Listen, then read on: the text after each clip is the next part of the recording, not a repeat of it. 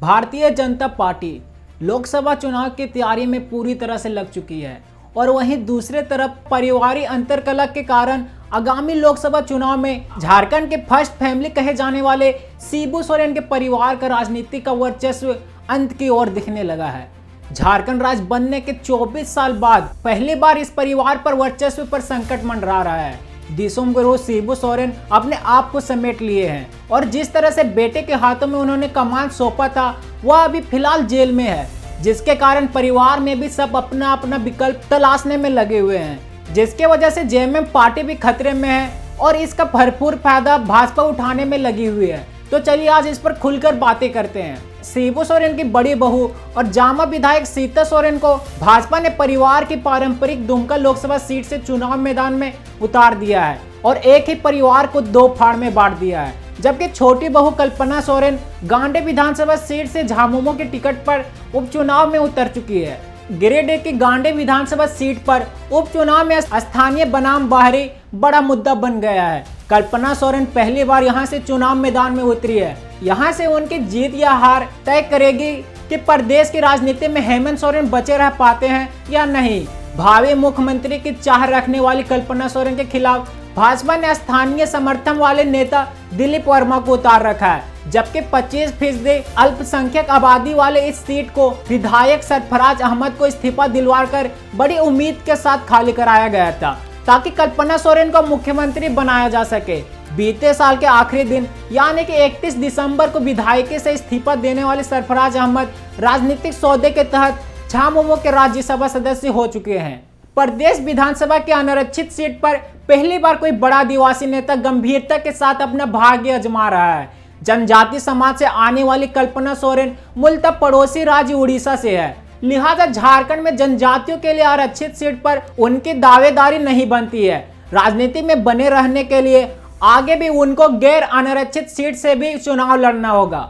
भाजपा ने 2019 में प्रदेश कांग्रेस का एकमात्र लोकसभा चुनाव जीतने वाले गीता कोड़ा को दल बदल कराकर चाईबासा से अपना उम्मीदवार बनाया है। गीता कोड़ा भ्रष्टाचार के मामले को लेकर बहुचर्चित मुख्यमंत्री रहे मधु कोड़ा की पत्नी और राजनीति वारिस है। इस उलटफेर से इंडिया गठबंधन से सीट बंटवारे को लेकर मचा घमासान टलने का नाम नहीं ले रहा है। झामुमो ने चाईबासा सीट पर कांग्रेस के दावेदारी को दरकिनार कर इलाके के पुरानी नेता जोबा मांझी को अपना उम्मीदवार घोषित कर दिया है, लेकिन उस क्षेत्र में भी खोज जनजाति के द्वारा जोबा मांझी का विरोध कर दिया गया और वहां के प्रत्याशी बदलने की मांग उठने लगी। इसी तरह झामुमो के पारंपरिक सीट राजमहल से हेमंत सोरेन को लोकसभा पहुंचाने का इरादा छोड़ देना पड़ा और वहीं राजमहल सीट से 2 बार के सांसद रहे विजय हांसदा को टिकट दे दिया गया, लेकिन इस सीट पर भी झामुमो का विवाद खड़ा हो गया।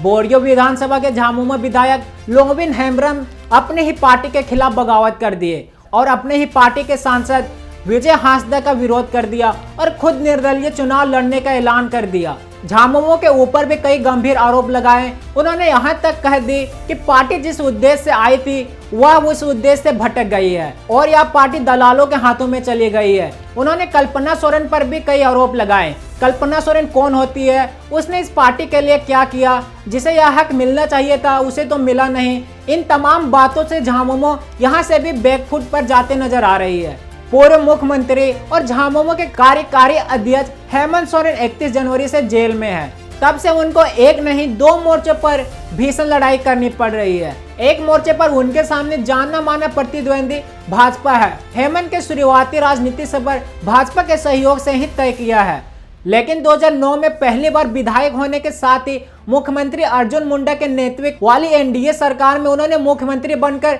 राजनीति का अनुभव लिया। फिर परिपक्व होकर उसने एनडीए विरोधी जनजाति के राह को थाम लिया। उस राह पर चलकर हेमंत सोरेन ने न सिर्फ मुख्यमंत्री के सपने को साकार किया, बल्कि परिवार के पिता शिबू सोरेन के वास्तविक राजनीति के वारिस होने की झलक पेश करने में भी सफल रहे। इसमें कांग्रेस और राष्ट्रीय जनता दल उनका सहारा बनी रही। कहते हैं कि बाहर से ज्यादा मुश्किल घर के अंदर की लड़ाई होती है, तो पूर्व मुख्यमंत्री हेमंत सोरेन का दूसरा मोर्चा परिवार के अंदर विरासत को लेकर जारी लड़ाई है। इसमें उनको आधी जीत तो भाजपा ने मौजूदा चुनाव में उनके भाभी और झामुमो विधायक सीता सोरेन को दुमका लोकसभा से उम्मीदवार बनाकर कर दी। एक ही घर के 2 दीवार खड़ा कर दी है।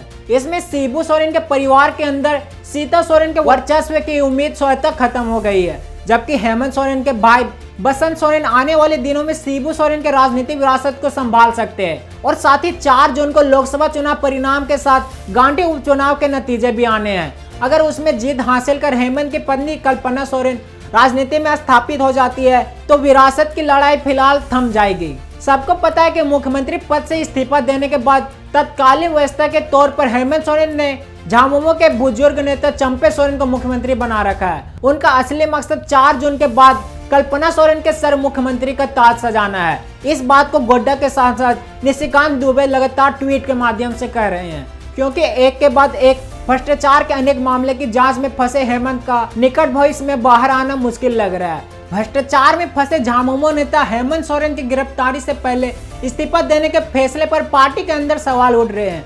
पार्टी के भीतर नेताओं का कहना है उस गड़बड़ी से बचा जा सकता था जिस तरह दिल्ली के मुख्यमंत्री अरविंद केजरीवाल जेल में रहकर ही सरकार चलाने का मिसाल बना रहे हैं, उसी प्रकार से हेमंत सोरेन को करना चाहिए था। पार्टी के अंदर एक एक कर लोग टूटते जा रहे हैं और अब देखना होगा कि यह पार्टी कितने दिनों तक और किनके हाथों से चलती है, क्योंकि भाजपा इस बार जीतने के लिए किसी भी प्रकार की चाल चलने से पीछे नहीं रह रही है। तो बस आज के लिए इतना ही। अगर आपको यह वीडियो पसंद आया होगा तो आप इस वीडियो को लाइक कर सकते हैं और आप क्या सोचते हैं इसके बारे में आप कमेंट बॉक्स में कमेंट कर सकते हैं। तो मेरा नाम है अक्षय कुमार विश्वकर्मा और आप देख रहे थे द पंचायत न्यूज। मिलते हैं सही किसी और वीडियो में, तब तक के लिए झारखंडी जोहार।